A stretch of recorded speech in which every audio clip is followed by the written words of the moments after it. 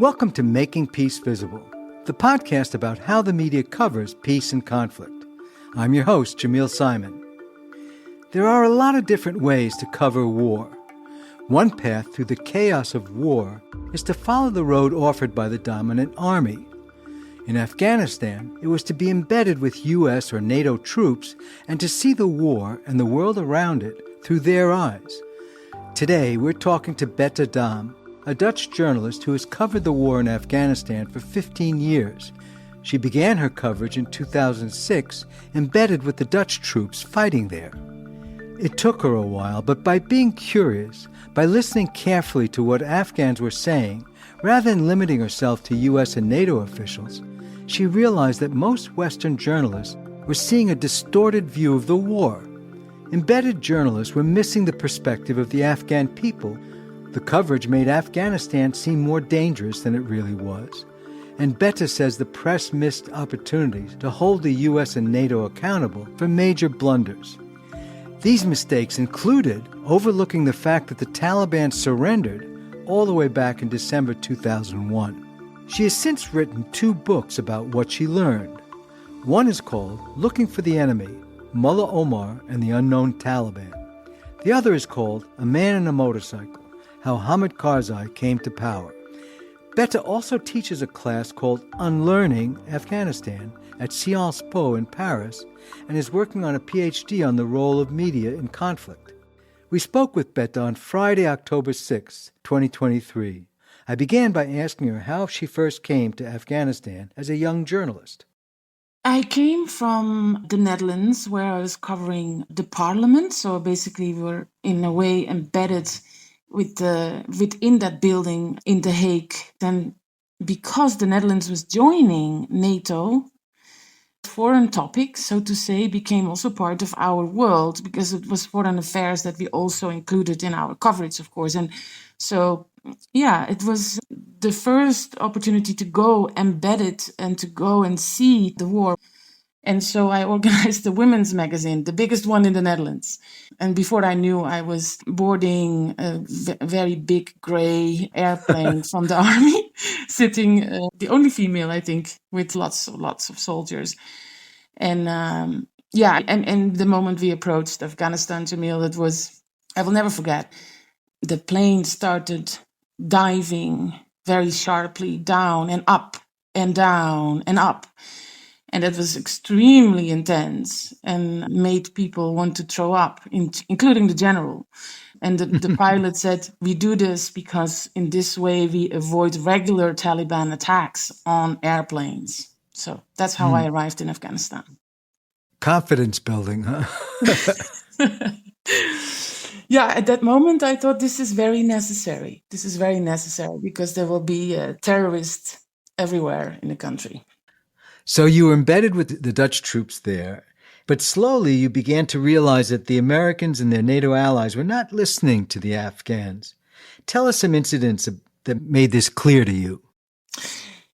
At that time, 2006, our coverage from the Netherlands was 99% embedded. So there was a very specific narrative that I had grown up with in the Afghan war that started in 2001. It was the very strong belief among us that if we would go with the troops, our men, so to say, then we would be safe. And at the same time, we were very much living in that monstrous narrative of outside of the camp, it's super dangerous, don't go there alone. And then there was a rocket attack. And so I was, of course, typing away, like another Taliban attack on a NATO camp in southern Afghanistan. It's unknown how many people have died. You know how this works. You have to be quick. And I was very scared, actually, because of that attack. The special forces who rush out of the camp to see if they can find the terrorist, they came back empty-handed. And I happened to stand there and I said, what did you find? And they said, oh, we never find anything. We actually never really catch somebody if we go out. And I think that was the first moment that I thought, hey, one, I have to be careful with writing this because the military that I can only rely on this camp doesn't know. Second, what really impacted me was that they didn't know. And they were so full of bravura. It's very intimidating for a journalist. I was 26 to land in a camp where so much violence is used. You have these fighting jets and you have artillery that can shoot away like 10 kilometers, and it will be introduced to you as very efficient, and that they have control over the situation. They believed in their narrative. And that I found difficult. And then I sort of strayed away a little bit from these spokesmen. I tried to just be on my own more. They asked me to go on a patrol, and then I asked her, like, which village are we going? So I could maybe Google the village and see. And those questions were seen as against their security protocol, because I would bring the lives of the Dutchmen in danger. And they couldn't answer for the reason of security. But I said, I just don't trust it, and I'm not going. And I left soon after, and with a very bitter taste of like, what is going on here? That was a big question for me, mainly because I believed in the mission and I believed in journalism. This explains a little bit of something you said in your 2019 TED Talk that was called Why Western Mainstream Reporting Promotes War. You talked about staying in a hotel in Kabul with a rose garden along with other Western journalists. Can you talk a bit about that experience and how it challenged your expectations of Afghanistan? I think that was the second moment of another layer, another deeper layer in understanding Western, basically news journalism and news business. When I arrived in Kabul, I felt that the idea of us versus them, the idea that the war on terror concept was a true concept that was not touched, that was a sort of default of bout. Almost a mantra. It was a mantra. That is so people, despite the fact that we had lovely houses in Kabul and not so much security, we had 20 different restaurants to choose from as foreigners, but also we had months on end where there was no attack. That national security idea that came from America, that the country was, full of terrorists, that was not correct. One of the things you said in your TED Talk is embrace the complexity. Tell us why you think that's so important. Well, because what we did was trying to make it binary. Every attack was framed automatically as a terrorist attack. And sometimes there was not a claim of the Taliban or from their press office, which is also propaganda. And sometimes there was a claim from the Taliban press office. Sometimes they denied that they were involved in a specific attack. But I'm studying it now for a PhD, so I'm really looking in very detail in like, how did we report on these attacks? We've been very, very consistent in portraying that country as a very, very dangerous country. And that has a huge impact because we are the lens for Americans, for Europeans to know about Afghanistan. There's not many other ways that people in New York have equivalent sources to Afghanistan unless they have a friend network with a lot of Afghans or experts in it, which is unlikely. So we have this very important role. And that was, for me, another disappointment, because we did have the freedom to become a little bit more nuanced. In all those months that there was not an attack in Kabul, the moment, and that happened in this rose garden, the moment that there was an attack, I saw that the ABC correspondent, who was also in my lovely hotel, he had to report on it. And it was two things. It was an attack that was 1.5 hour flight away to the south of Afghanistan. That's where the bomb exploded. And second, the moment he went on camera, he put on a helmet and a vest.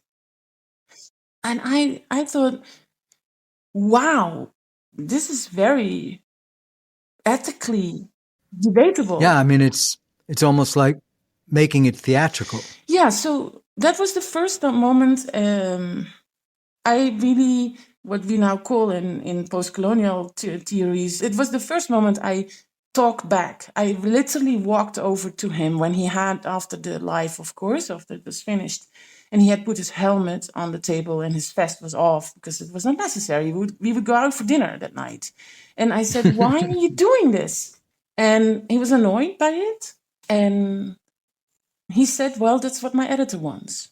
The machinery of our Western media does have this very confident idea that we do foreign affairs, we do global journalism. There's quite some American media who also claim to give the facts to the world. But really, what they do is, and they admit it too in the interviews I have, their audience is American. The people who pay them, who pay these newspapers, are predominantly American or in the West. Mm-hmm. And so they also imagine that most of their audience is still in America. Well, it is in English. So what I saw more and more on the other side of the world, which was in this case Afghanistan, is that Afghans were like, what is going on with this coverage? You heard like, Afghanistan is not a hell on earth. We can do things here. There's companies, there's an economy, there's airplanes flying in and out of the country, bringing in all sorts of people who have something to do in 2006, 2005, but also later on. You ask me, why is it so dangerous to portray it as a violent, to stereotype it and to otherize it as a violent country? That's very dangerous because sometimes we saw, I see that in my research now, that when we said another ISIS attack, because we went through this also in Afghanistan, you immediately saw a politician in Washington, D.C. saying, we need extra troops. Mm-hmm, right. And we did not investigate these attacks. It was very normal to basically leave the cross-check out, which we also see now in our research of the New York Times and Associated Press. But I could have chosen Reuters or any of the big ones, where we see that when we talk about an explosion, we paste our idea, our Western idea on it. It's ideological. It's people who are against us. In a sense, it's almost like they're basically there to report on violent conflict, whether it's there or not, or to find violent conflict and report that. Yeah, I was naive and I did not see this coming, that we basically distort the picture. And that's not because I am an activist. It's really simple, the ethics of journalism. And we should go back to the ethics of journalism and have a fundamental debate about what it means. And I think that is essential. And we can do that. One of the things you write about is that there were a number of suppressed narratives. One of the biggest is the fact that the Taliban surrendered and turned over power to the U.S.-backed leader Hamid Karzai in December of 2001. Yeah. Do you think this decades-long war could have been avoided? What is the very important point to learn from that moment on the 5th and the 6th and the 7th of December, when indeed top level Taliban surrender openly? And what we see is that Hamid Karzai, the then president, or the interim leader at the time, that's a detail, but he makes this happen.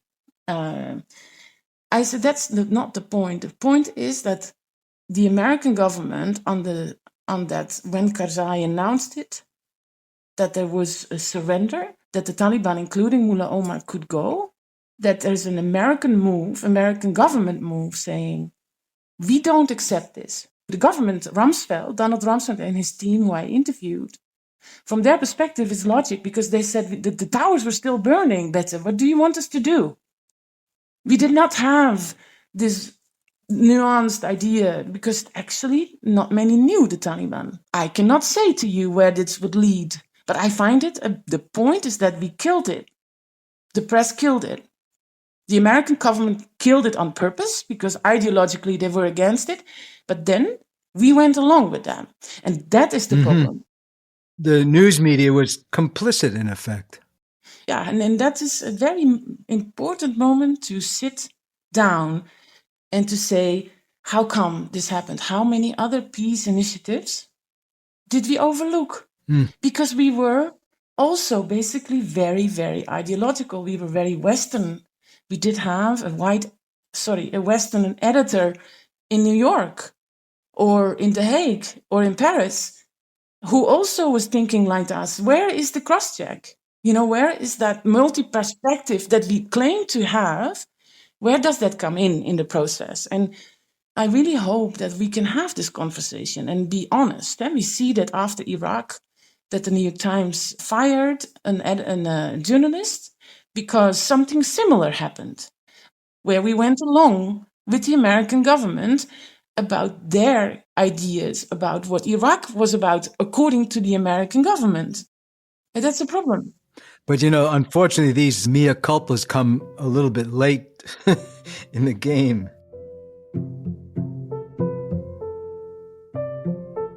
Another suppressed narrative, or maybe just a gap in understanding, had to do with the way power was organized in Afghanistan. Yeah. Can you briefly explain the misunderstandings around who was fighting whom in the relationship between al-Qaeda and the Taliban? I think the biggest impact on the destruction of Afghanistan has been a concept of power that I have not learned in my political science and international relations studies in Amsterdam, and also right now in Paris, where I teach at Sciences Po.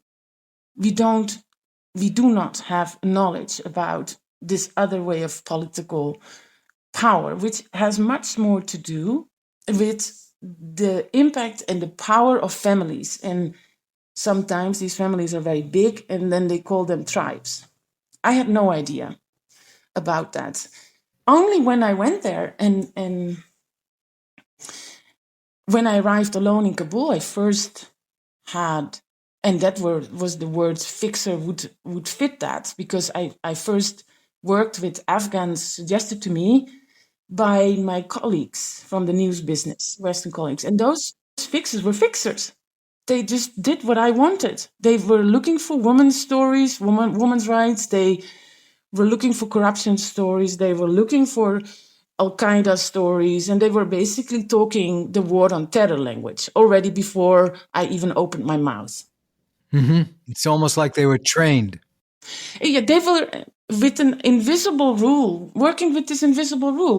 I was not so long ago in Afghanistan with an American newspaper, and I saw how they operated with the Afghans who translate for them, who call people for them. It's a one-way road. They come in, they tell the Afghan colleague what to do, how fast, and what stories, topics they have already decided on before they arrived. Right. And I think, I don't know why, but because I also had a book contract, so I needed to work also on a longer story with a long narrative about how this Hamid Karzai had come to power. And because I interviewed one of the players in that network, there was a son hanging around as well who corrected me when I asked questions where I was bluntly, factually wrong. He was completely right to interrupt me. Of course, I was new in the country. I sat down and I invited him for a tea, and I said, what do you do? And we talked, and it was a match. I felt that he had the knowledge that he could educate me. And of course, he should have written the book because he knew much more than I did. I just listened to him for 3 years in a row. Like, he was always there. We worked together at some point, and I paid You him. have to do that sometimes. Yeah. I found it very beautiful of this other podcast about Syria, where the journalist, the Syrian journalist, advises also when you come in, and of course, maybe we should get rid of this whole concept of coming in. One thing that's very interesting, she said, is that maybe if you make the Western person arriving in Syria a little bit smaller, you draw it a bit smaller, and the Syrian person as a colleague is much bigger. So many people Right. had no idea about Syria. We need to accept that. I did not know anything about Afghanistan. Right. No, I think that's so important. I mean, just for listeners who aren't aware, BETTE is referring to one of our earlier episodes with Zaina Erheim, who was reporting from Syria and talked a lot about how these fixers, who are often doing the job for the reporters, get so little credit and so little Agency. agency. Exactly. Exactly. You wrote a book, Looking for the Enemy, Mullah Omar and the Unknown Taliban, in 2021. When did you decide it was a good idea to start talking to Taliban members, and how did you go about it? Well, the outcome of the Karzai study, so the government study basically, was that what you see is that a foreign entity comes into this country, which is in this case Afghanistan, and they are looking for allies. They clap each other on the shoulder and say, "We are going to do this together." And because the receiving end, in this case the Afghan government, is financially completely dependent on the Americans, there is an understanding on the surface that they will help each other finding the terrorists. Now, that was propaganda in a way, because both parties and the US government and the Afghan government were communicating that they were actually needing more troops because they needed to kill the enemy, which is Taliban and Al Qaeda. They mixed that up, which is a problem.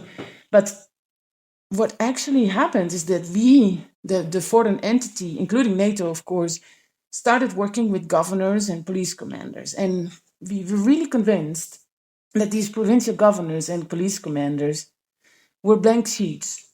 It's very colonial, but we sort of like, we said, from now on we are together and we are going to do this. And the Afghan counterpart said yes.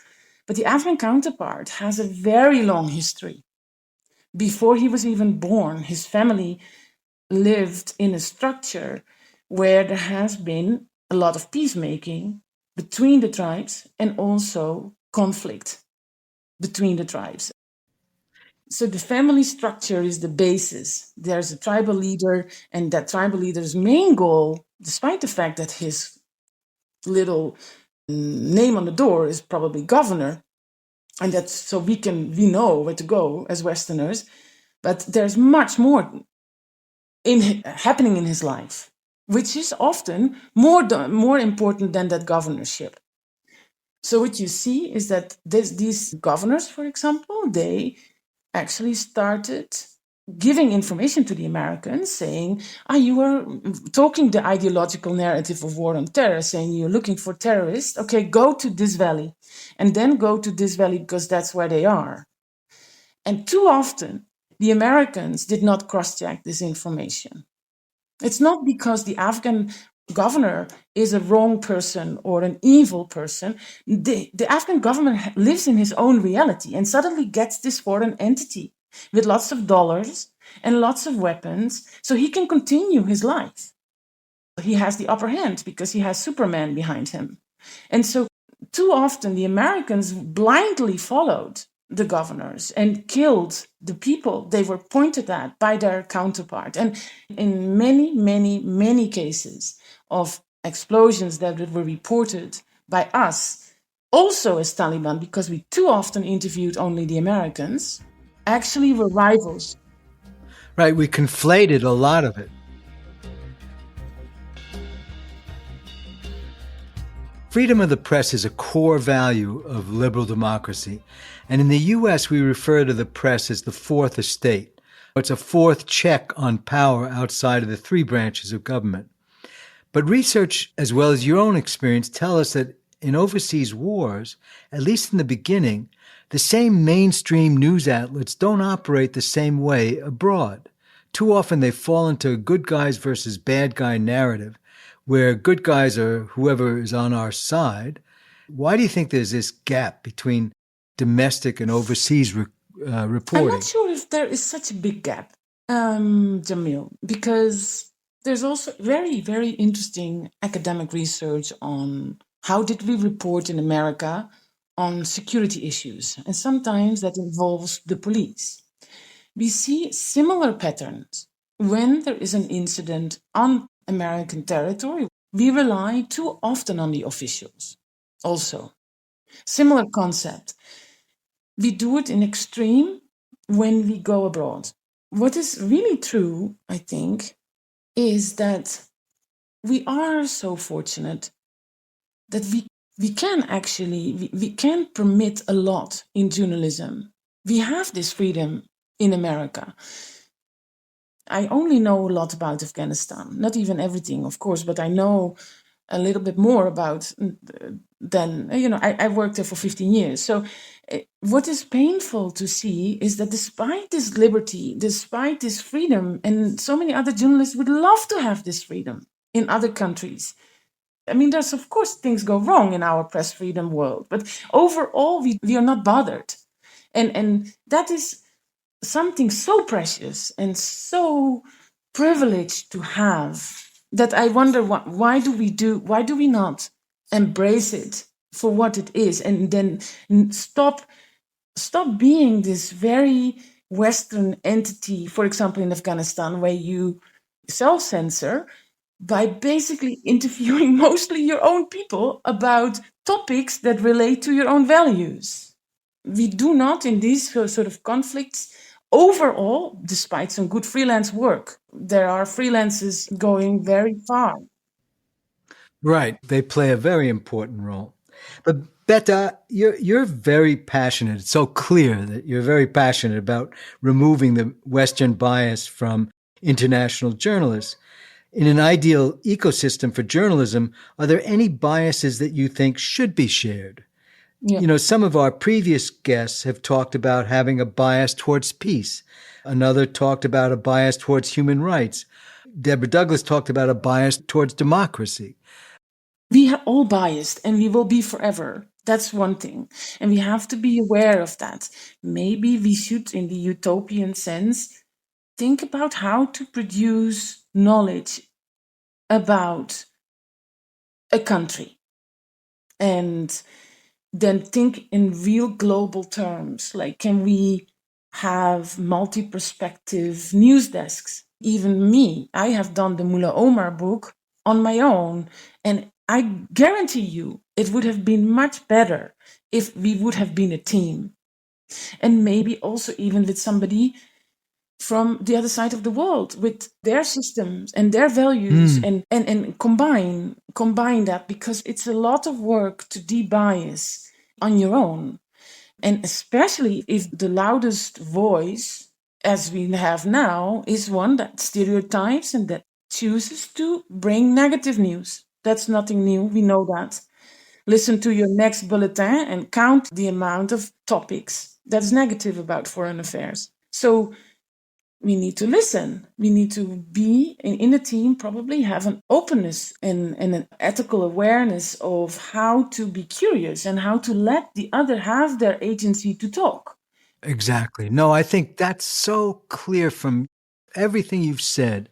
I guess if I had to describe your bias, I would describe it as listening for the complexity, listening for all sides of the story, and not just simply embracing one side or another side, but really looking for the complexity and talking about it in your reporting. That's the feeling I get. Yeah, I think, and that's also why I think the concept of what we now know is peace journalism, of solutions journalism, the ingredients are extremely important to learn about, like the rules they came with, the ideas of how to produce journalism is important. But I am sad about the idea that the creators of these schools of thought had to give an additional word to the word journalism.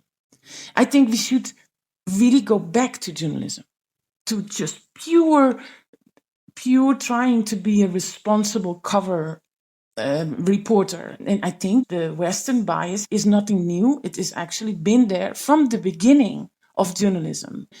And that's because we are in the most powerful part of the world. We were the colonializers. We did create narratives about Africa that have a very strong ring with colonialism, because we create history on this part of the world. And that is over. We have a lot of narrative right now about how to decolonize, whatever you want to call it. But we need to be more inclusive. And right now, the news desks are still too often predominantly with one group of this world. And that's not going to work. I don't want to be reported by a news desk like that, because I would not trust it. Not simply because I don't like them, because they are not equipped enough to do journalism. Well, that's a wonderful thought to leave it with. And I'm very grateful for your participation in our podcast. We're always trying to shine a bright light on the way we look at war. There's so much to learn about. And you've been a good teacher in the sense that you really went there with intense curiosity. Thank you very much for your participation. And I'm so glad we can talk to you today. Thank you so much. It was a pleasure. There's a lot more to learn from BETTE. In the show notes, there are links to her TED Talk and her blog on Substack, as well as her 2 books on the Afghan war. You can also find a link in the show notes to a fundraiser for victims of Saturday's earthquake in western Afghanistan. It's organized by BETTE in partnership with 2 nonprofits, Learn Afghanistan and Sense of Humanity. Please give generously. To get to know BETTE a bit more personally, check out our newsletter, where we've got a Q&A that's not covered on the podcast. Our newsletter comes out on alternate Thursdays, 2 days after the episode. Go to warstoriespeacetories.org/contact to sign up. Making Peace Visible is produced by Andrew Maraskin. Faith McClure writes our newsletter and designs our website. Peter Agus is the creative director, and I'm Jamil Simon. If you enjoyed this episode, please share it with a friend or a colleague. There's a link in the show notes to do just that. Thanks so much for listening, and talk soon.